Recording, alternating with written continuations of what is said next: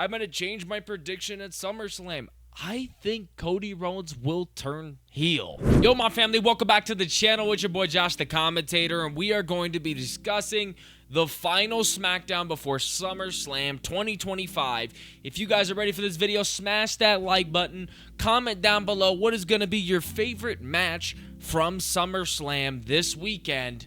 And without further interruptions, we're just going to get right into this video. We start off SmackDown where John Cena and Cody Rhodes go face to face for the final time. And I was really excited for this because, honestly, I didn't know what to expect. I mean, I didn't know if The Rock was going to finally make an appearance. You know, I didn't know if Travis Scott was going to show up. Like, I actually didn't know. I knew it was going to be a banger nonetheless. But what actually happened shocked me. John starts his segment off talking about his exhaustion like he did previously in the contract signing. But then he thanks Cody Rhodes for this match. John Cena proceeds to then say to the WWE Universe and to Cody Rhodes that he doesn't want to leave SummerSlam with the title. He doesn't want to retire with the title because he wants to ruin wrestling. No, he wants to retire with the title so we don't forget about him. John then proceeds to look Cody Rhodes in the eyes and tell him that the only platinum rapper that's going to show up at SummerSlam to whoop his ass is John Cena. Wow. I mean, just mind boggles me. We took a complete 180 off of this. I mean, he also made a comment, John made a comment where he talked about The Rock, essentially, or throwing a shot at The Rock because Rock never showed up for this whole feud. I mean, he showed up when he turned, but hasn't done it since. I mean, immediately at this moment, I genuinely thought, oh my gosh, Cody Rhodes is about to turn heel. John Cena's cheering with the fans. I mean, what is going on? Cody had not much to say other than grabbing 2 beers, handing one to John. They take a sip, and he exits the ring and leaves. I'm going to change my prediction at SummerSlam. I think Cody Rhodes will turn heel. The camera pans to Logan Paul and Drew McIntyre, who decided to crash Jelly Roll's training camp, basically, and beating the hell out of him. Obviously, Randy Orton was not here to help Jelly Roll out, so Drew McIntyre got a nice, nasty Claymore in there. But that was really what happened. I mean, not too much happened besides that. Next up is Julia versus Zelina Vega for the United States Championship. A chance for Vega to redeem herself. Now, these two went back and forth most of this match. I do think Julia honestly had the upper hand just a tiny bit more, though. Julia had a nasty spot where she grabbed her boot, shoved it in the back of Vega's neck, and just pounded it into the mat. I was like, damn. Zelina Vega also had a very nasty spot where she countered Julia into a German suplex off the second rope, and you felt the body just, ow. Like the back was owie wowie. And at this point in the match, back and forth, couple nice spots. The crowd's chanting this is awesome.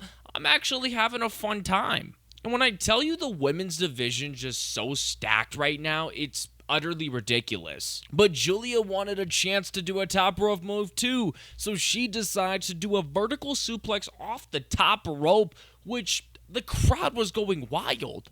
And right after she did the vertical suplex off the top rope, she picks Zelina Vega back up and hits her with a Northern Lights bomb. Somehow, someway, Zelina Vega kicking out at 2, and this is where my heart started racing, because I was like, wait a minute, Julia's actually gonna lose tonight? Zelina Vega ended up getting back into this match with a nasty backstabber. And then as she's getting up on the top rope to go for a moonsault, she jumps off and double knees by Julia, which then she counters into a Northern Lights bomb.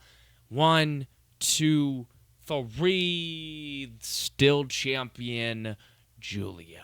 But now we get on to one of the biggest matches of the night, where Los Garza is challenging anyone. An open challenge for the AAA Tag Team Championships. So they end up calling someone out in the back.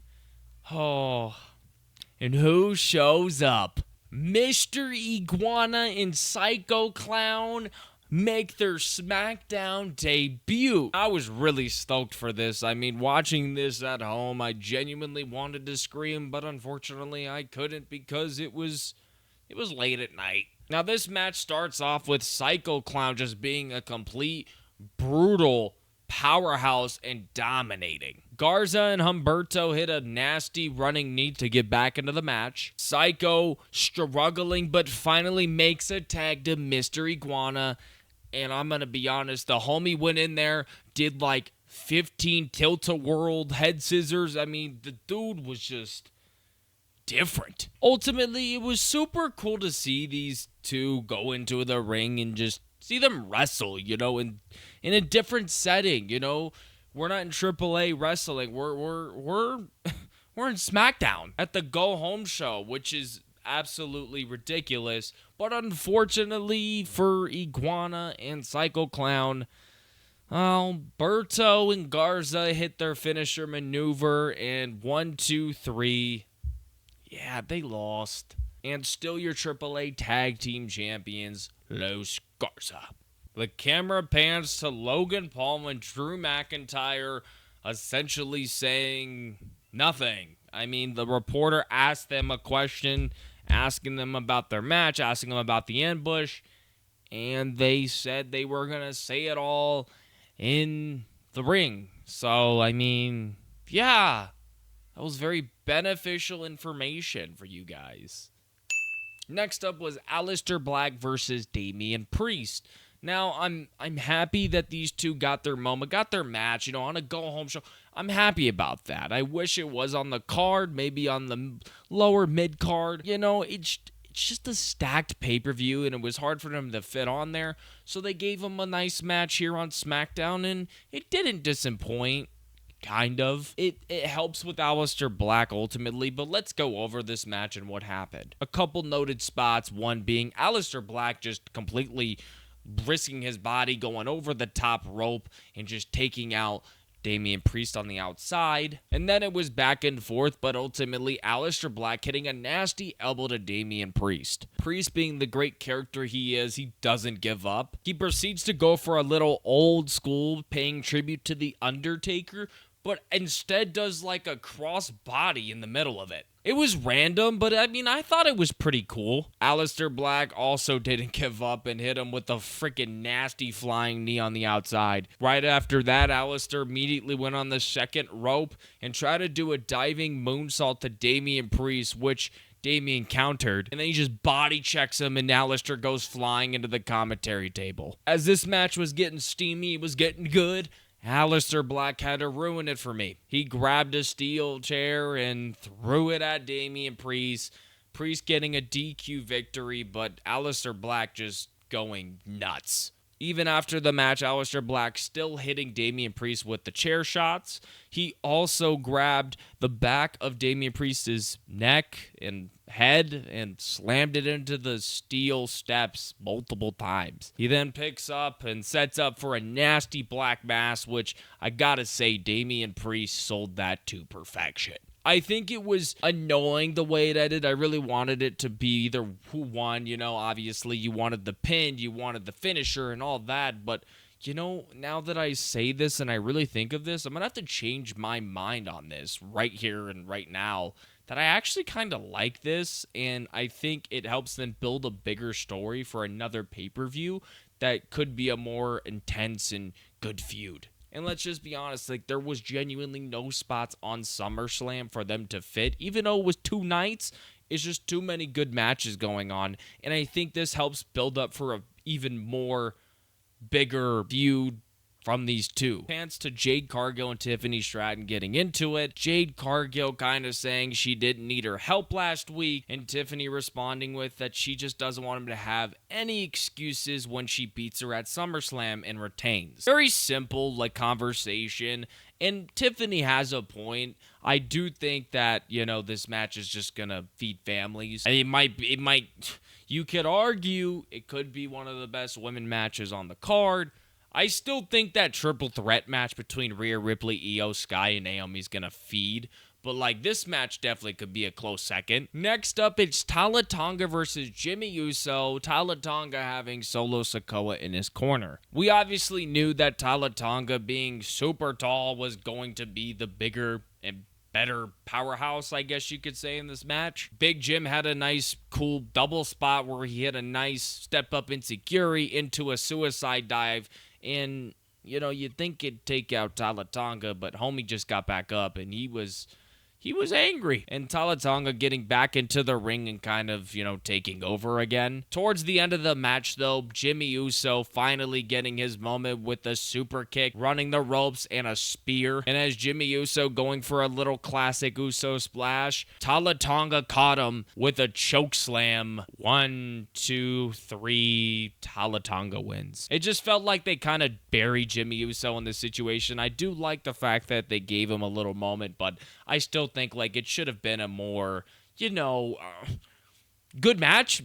It makes sense though. Like, I get why they did this, why they just totally buried Jimmy Uso right there. You know, I wish, you know, it was more of a match and not just what it was. I just wanted more. I guess I'm really greedy. Maybe that's right. John Cena did say that all of us were greedy and stuff. Maybe I'm just a greedy fan. After the match, after the victory, Solo Sikoa being a petty guy, Solo being the douche that he is, calls out the rest of MFT to go out there and beat the hell out of Jimmy Uso. Now, as they're beating up Jimmy Uso, Solo asked them to close the steel cage and didn't really expect it. I mean, the cage is going down, down, down. I'm waiting for it, and finally, Jacob Fatu shows up. Now, Jacob Fatu coming to the aid of Jimmy Uso, gets into the ring as the steel cage is finally closing, and Solo Sikoa runs away with Tala Tonga. And now it's JC Mateo and Tonga Loa versus Solo Sikoa. 2-on-1 right here. A 2-on-1. But the werewolf got his way. I mean, he had 2 moonsaults on both competitors. He's standing tall in the middle of the ring. He's fierce. He's upset.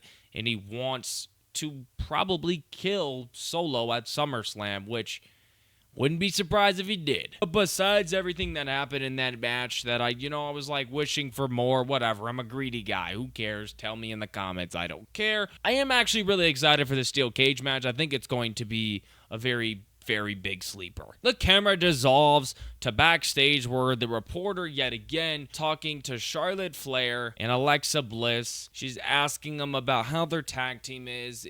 Are they friends or not? It was pretty funny, actually. Alexa Bliss responded to all of this that Charlotte Flair doesn't like the F word. Oh, no, not that word. Friendship was the word that she was talking about, if anybody was asking for my opinion.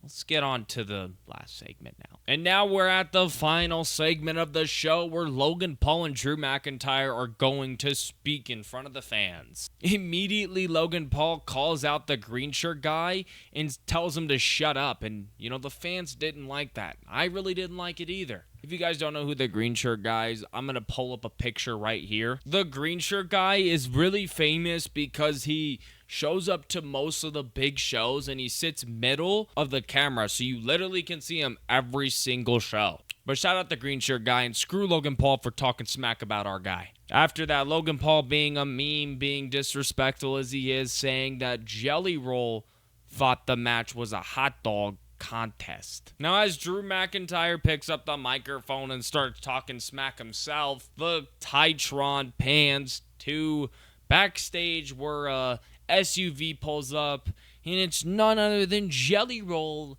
accompanied by Randy Orton, and he was low-key pissed off. Now, Jelly Roll and Randy Orton race down the ramp and immediately get into a brawl, which unfortunately, it got stopped by security, and Randy Orton, being the Viper, had to throw in a couple RKOs. But Jelly Roll, standing right next to him, had to throw in his own finisher maneuver, the choke slam. And as they take out 3 different security guards, they stand tall in the middle of the ring.